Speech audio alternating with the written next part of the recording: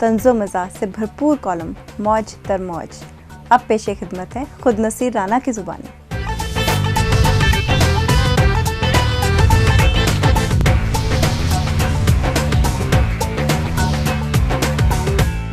मौसम ख़ज़ां आता है तो दरख्तों से पत्ते झड़ने लगते हैं और टहनियाँ टुंड मुन होने लगती हैं।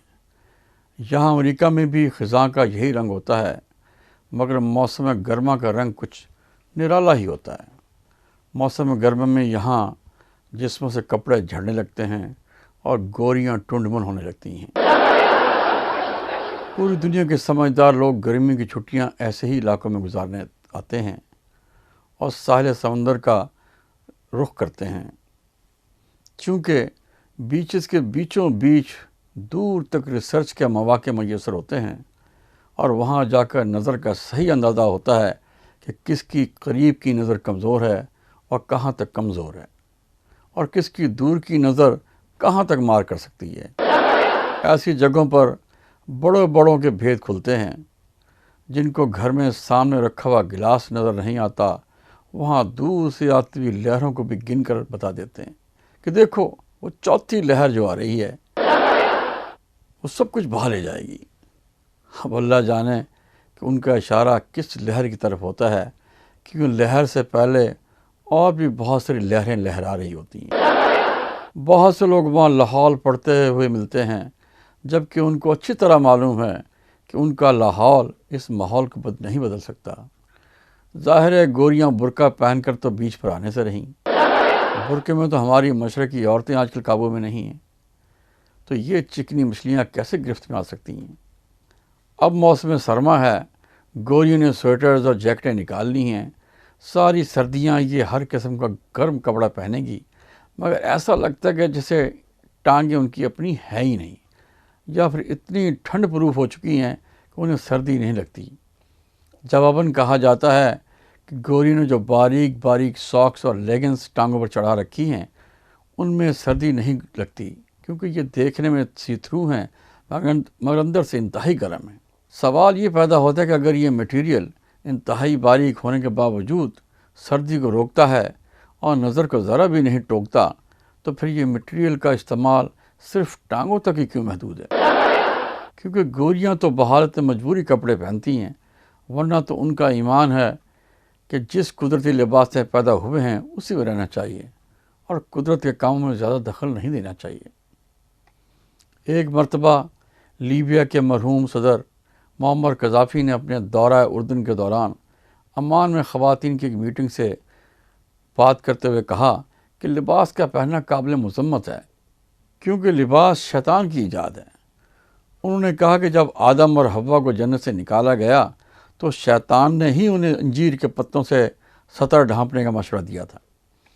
कज़ाफ़ी के इस लिबरल ख़यालात पर वहाँ मौजूद ख़वातीन ने तालियां बजाकर खैर मकदम किया। तालियां बजाने वालियों में उनकी 3 मुहाफ़िज़ ख़वातीन भी शामिल थीं। याद रहे कि कज़ाफ़ी ने अपनी सिक्योरिटी के लिए लेडी कमांडोज़ रखी हुई थी, जो मुख्तलिफ़ पोज़ बना कर दिखाती रहती थीं ताकि कज़ाफ़ी पर निशाना लेने वालों को निशाना चूकता रहे। बकौल हमारे दोस्त के कज़ाफ़ी शक्ल रंगीले के साथ काफ़ी मिलती थी, मगर ख़यालात रंगीले से कहीं ज़्यादा रंगीन थे। बेहतर तो यही था कि महफ़िल में शरीक तमाम तालियां बजाने वालियां और कर्नल कज़ाफ़ी उसी वक्त अपने कपड़े उतार कर फेंक देते और शैतान की कैद से मादर पिता आज़ाद हो जाते। क्योंकि जिसको पत्ता जंजीर पर एतराज़ है, उसको हर हल्का जंजीर तोड़कर आज़ाद होना चाहिए। कर्नल कज़ाफ़ी की पाकिस्तान में बड़ी इज़्ज़त थी। उनका नाम बड़े फ़ख्र से लिया जाता था, लेकिन उनके इस बयान के बाद लोग उन्हें कर्नल कज़ाफ़ी कम और क्रिमिनल कज़ाफ़ी ज़्यादा पुकारने लगे।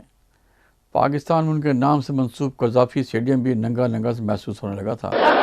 तमाशाइयों को हर मैच आंखें बंद करके देखना पड़ा। खिलाड़ी भी आंखें बंद करके छक्के पे छक्का लगाते रहे। कज़ाफ़ी के शुरू से इरादे ख़तरनाक लगते थे। इससे अंदाज़ा कर लें कि वो अपनी रखवाली हसीनाओं से करवाते थे, यानी कि भेड़ों से भेड़ी की रखवाली, मोरनी से चोर मरवाने का मुजाहरा, आग में रुई लपेटने का मुजाहरा, और तवक्को ये कि आग ना भड़के और रुई भी महफूज रहे। जिसने अपनी हिफाजत के लिए लड़कियों को रखा है, اس کے اپنے ہاتھوں لڑکیاں کیسے محفوظ رہ سکتی ہیں؟ اگر لڑکیاں اتنی اچھی محافظ ہو سکتی ہیں تو پھر پورے لیبیا میں ہر جگہ لڑکیوں کا ہی ہونا چاہیے تھا۔ فوج میں بھی تمام لڑکیاں رکھی جاتی، جس ملک بھی جنگ لڑنے جاتی گھر داماد ساتھ لے کر آتی، اور اگر دشمن کی قید میں کچھ عرصہ رہ جاتی تو بھری گود لے کر واپس آتی۔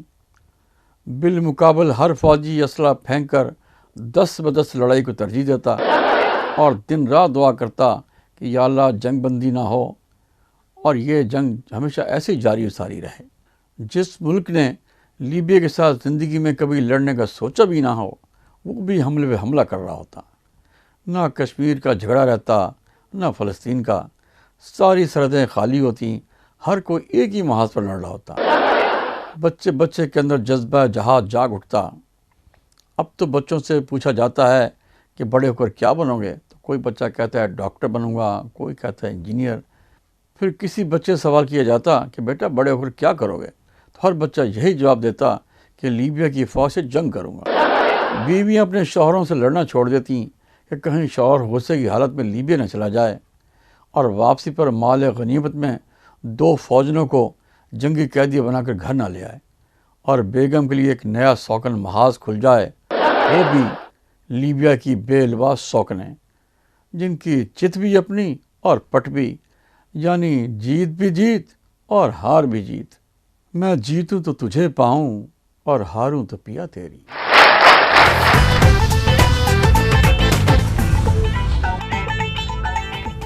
ناظرین، ہمیں امید ہے آپ کو آج کا رضا.com ویکینڈ اسپیشل پسند آیا ہوگا۔ اگر آپ اس پروگرام میں شرکت کرنا چاہتے ہیں یا پھر اپنی رائے دینا چاہتے ہیں تو اسکرین پر دیے گئے فون نمبر یا ای میل پر رابطہ کیجیے۔ نیکسٹ ویک آپ سے پھر ملاقات ہوگی۔ Goodbye and have a nice weekend.